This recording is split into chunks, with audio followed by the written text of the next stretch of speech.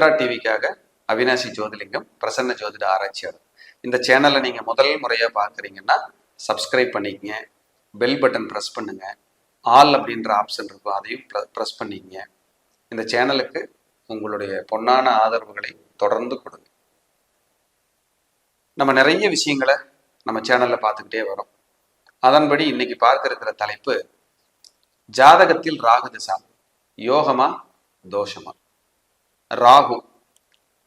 ராகுங்கிறது பிரம்மாண்டத்திற்கான அதிபதி, சர்ப்பங்களோட தலைவன்னு வச்சுக்குவோம். ராகுவ பிரம்மாண்டத்தோட அதிபதிங்க. லக்னத்துல யார் ராகு இருந்தாலும் சரி, சிம்பிளா பேச தெரியாது. அவங்க திங்கிங் எல்லாமே பிரம்மாண்டமா இருக்கும். 5ல யாருக்காவது ராகு இருக்கு, 5ஆம் இடம்ங்கிறது புத்தி, பிரம்மாண்டமான சிந்தனையோட தான் இருப்பாங்க. வாக்குஸ்தானத்துல ராகு இருக்கு, பிரம்மாண்டமான சிந்தனையோட தான் பேசுவாங்க. அப்ப ராகுனாலே பிரம்மாண்டம், பெரிய விஷயங்கள் அப்படின்னு சொல்லலாம். ராகுவோட நட்சத்திரங்கள் திருவாதிரை, சுவாதி, சதயம். இந்த 3 நட்சத்திரங்களுமே 27 நட்சத்திரங்கள்ல சூப்பர் நட்சத்திரம். ராகுவோட நட்சத்திரம் தான், ஆனா சூப்பரான நட்சத்திரம், ஒரு புண்ணியம் பண்ண நட்சத்திரம்னு வச்சுக்குவோம். திருவாதிரை சிவன், சுவாதி லட்சுமி நரசிம்மர் அவதரிச்சிருக்காங்க. சதயம் ராஜராஜ சோழன். சிம்பிளான நட்சத்திரத்துல அவங்க பிறக்கல சார். நம்ம ஒரு நட்சத்திரத்துல பிறக்கிறோம்னா எங்கேயோ ஒரு பக்கம் எல்லாம் ஒளிஞ்சிருக்கும் சார். புண்ணியம், பாவம், நல்லது, கெட்டது எங்கேயோ ஒரு பக்கம் ஒளிஞ்சிருக்கும். அது இருந்தா தான் இந்த நட்சத்திரத்துல நம்ம ஜனனிக்க முடியும். ஏன் 27 நட்சத்திரத்துல ஏதோ ஒரு நட்சத்திரத்துல பிறக்கிறோம், ஏதோ ஒரு முக்கியமான நட்சத்திரத்துல பிறக்கிறோம்னா எங்கேயோ நம்மளுடைய புண்ணியம் பேசப்படுகிறது, ஒளிந்திருக்கிறது, முன்னோர்களால் அது சொல்லப்பட்டிருக்கிறது. அந்த புண்ணியங்களும் அல்லது பாவங்களும் ஏதோ ஒண்ணு இருக்கு. ராகு திசை மொத்தம் 18 ஆண்டு காலம். ஜாதகத்துல ராகு திசை மொத்தம் 18 ஆண்டு காலம்.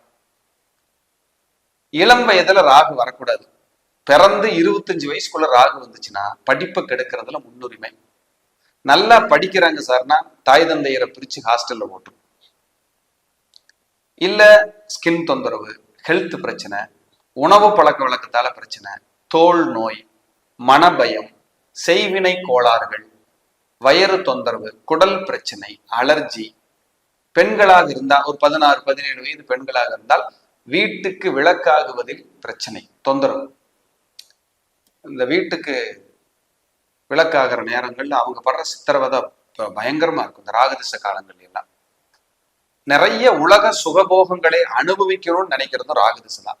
செல்போன் பிரியர்கள், லேப்டாப்பு, வண்டி, காரு, பீட்சா, பர்கர், நான்வெஜ், வறுத்தது, பொரித்தது, உணவு கலாச்சாரங்கள் பூரா இந்த ஜங்க் ஃபுட் சாப்பிட்றது, ஸ்பைசி ஐட்டம் சாப்பிட்றது, துரித உணவுகளை சாப்பிட்டு விரும்பி சாப்பிடுவது, சாக்லேட், ஐஸ்கிரீம், எதெல்லாம் உடம்புக்கு துன்பத்தை கொடுக்குமோ அதை மட்டும்தான் உணவா எடுத்துக்கிறதுக்கு ராகு விரும்பும்.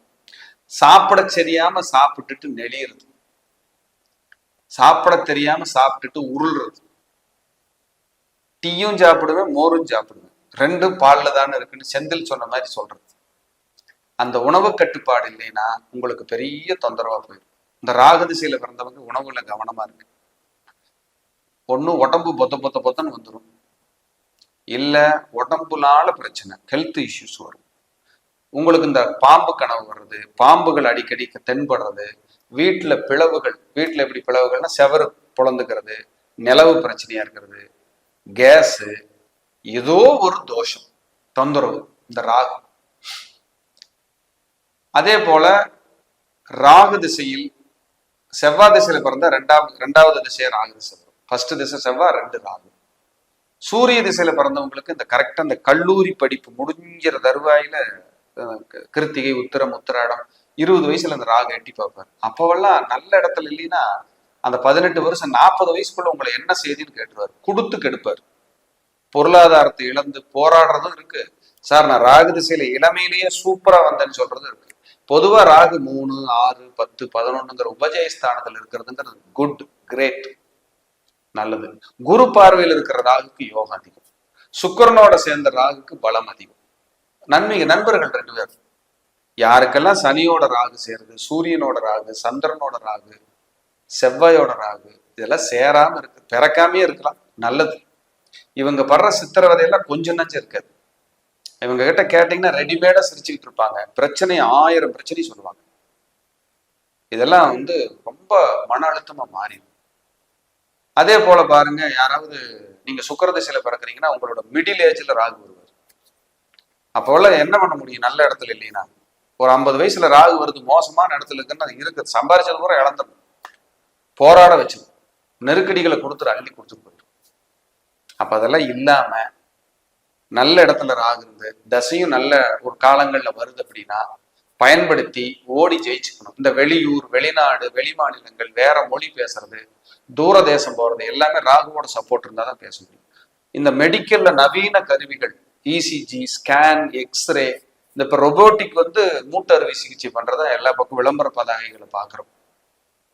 அதுவும் இந்த ராகுவோட நல்ல டெக்னிக்கலா புதுமையா எதெல்லாம் யூனிக் எக்யூப்மெண்ட்ஸ் அப்படிங்கிற மாதிரி இருக்கோ அது எல்லாமே ராகுவோட ஆக்குப்பை தான்.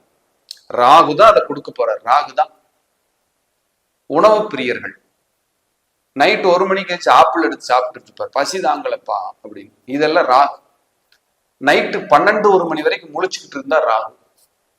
பைக்கு பிரியர், சாப்பாடு பிரியர், வீட்டு பிரியர், ஊர் சுற்றுவதில் பிரியம், நண்பர்களுடைய சேர்க்கை, மறைத்து பேசுவது, திரித்து பேசுவது, பொய் பேசுவது எல்லாம் ராகுக்கு அல்வா சாப்பிட்ட மாதிரி.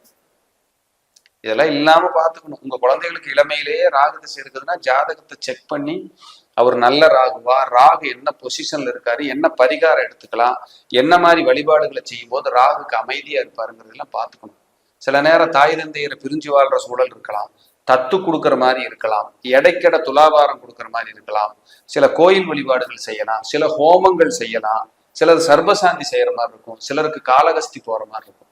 நம்ம ஜாதகம் என்ன கேட்டகரியில இருக்கு நம்ம பார்த்துட்டு அந்த ராகுவிற்கான வழிபாடுகள், இறை பரிகாரங்கள் தான், பெரிய பெரிய பிரம்மாண்ட பரிகாரங்கள் எல்லாம் தேவையில்லை. ராகு திசை நடக்கிறவங்களுக்கு புற்று வழிபாடு சூப்பரா சப்போர்ட் பண்ணும். அந்த புற்று பத்தி பேசினா ஒரு நாள் ஃபுல்லா பேசிட்டே போகலாம், அவ்வளவு எசன்ஸ் இருக்கு. அந்த புற்று வழிபாடு ஒரு நாள் ஃபுல்லா நம்ம பேசலாம். புற்று வழிபாடு செய்ய செய்ய உங்களுக்கு ஒரு விமோச்சனம் கிடைக்கும். இந்த பிராக்சர் ஆகாம பார்த்துக்கணும். இந்த நரம்பு எடுத்து ஹார்ட் ஆப்ரேஷன் பண்றது, கால் நரம்பெல்லாம் எடுத்து அறுவை சிகிச்சை, கத்தரி தான் ராகு, தைக்கிறதுனா கேது. அப்ப ராகு திசைக்கு எவ்வளவு வலிமை பாத்தீங்களா? அப்ப ராகு நல்ல இடமான உபஜயஸ்தானத்துல இருந்து சுபர்கள் பார்த்து நல்ல இடத்துல இருந்து 1, 5, 9, 11 திரிகோணத்தில் ராகு இருந்தாலும் யோகத்தை செய்வார், வளர்ச்சி கொடுப்பார். சுபர் பார்த்துட்டாருன்னா ராகு திசை பின்னி எடுத்து அள்ளி கொடுத்துட்டு போயிடும். 9ஆம் இடத்தில் யாருக்கேனும் ராகு இருக்கு, 5ல ராகு இருக்குனாலும் அது தோஷம் ஒரு பக்கம் இருந்தாலும் வளர்ச்சி ஒரு பக்கம் இருக்கு, மறந்துடவே கூடாது. ராகு 5, 9ல இருந்து அவங்க டெக்னிக்கலா பேசுவாங்க, நாலேஜபிளா இருப்பாங்க, யுனிக்கா தெரிவாங்க மக்கள் மத்தியில. அந்த ராகுக்கு அவ்வளவு வில் பவர். சிலருக்கு 8ஆம் இடத்துல ராகு இருக்கும், அவங்க எல்லாம் வாழ்க்கை சூன்யமா ஃப்ரீ, அதாவது வெறுமையா ஃபீல் பண்ணுவாங்க. ஏன் தான் பிறந்தோன்னு இருக்கு சார் அப்படின்னு. அப்படி இந்த ராகு நன்மையும் செய்யறாரு, தீமையும் செய்யறாரு. அப்ப நம்ம ஜாதகத்துல ராகு என்ன மாதிரி இருக்கு அப்படிங்கிறத நம்ம பார்க்கணும். பார்த்து முடிவு பண்ணணும் எந்தெந்த ஏஜ்ல ராகு இருக்கு. குறிப்பா ஒரு 20 வயசுக்குள்ள வரும்போதும் கவனமா இருக்கணும். 20 வயசுல இருந்து 40 வயசுக்குள்ள வர ராகு கிட்டையும் கவனமா இருக்கணும். எல்லா பொசிஷன்லயும் ராகு கவனமா இருக்கணும். சம்பாதிக்கிற ராகா, சங்கடப்படுத்துற ராகங்கிறத நம்ம பார்த்துக்கணும். இனிமேல் ராகுவை பற்றி ஒரு புரிதல் ஏற்பட்டிருக்கும் என்று நான் நம்புகிறேன். இந்த வீடியோ ஒரு முறைக்கு 2 முறை கேளுங்க. மீண்டும் ஒரு நல்ல பதிவில் சந்திக்கிறேன். நன்றி, வணக்கம், வாழ்க வளமுடன்.